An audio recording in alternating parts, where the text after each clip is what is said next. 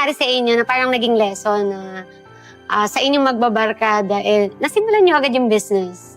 Siguro what I see in there is we have our own strength and weaknesses.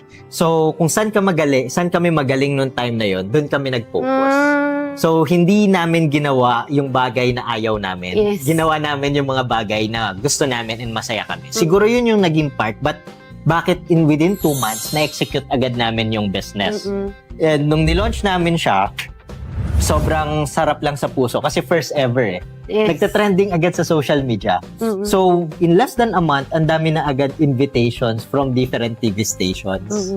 No, but we need to choose one lang sa kanila kasi lahat sila, to be honest, ang gusto is sila yung unang makapag-feature.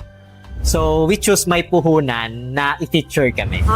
And after May Puhunan, ayun na, kaliwat kanan na yung mga TV stations, lalo na lumalapit, yung mga vloggers na nag-offer ng free service nila, kapalit lang ng food kasi gusto nilang gawing content. And yun na yung nakapagpaunti-unting growth agad ni Samgyup sa Bahay. Kahit nasa isang maliit na apartment lang kami nagsimula.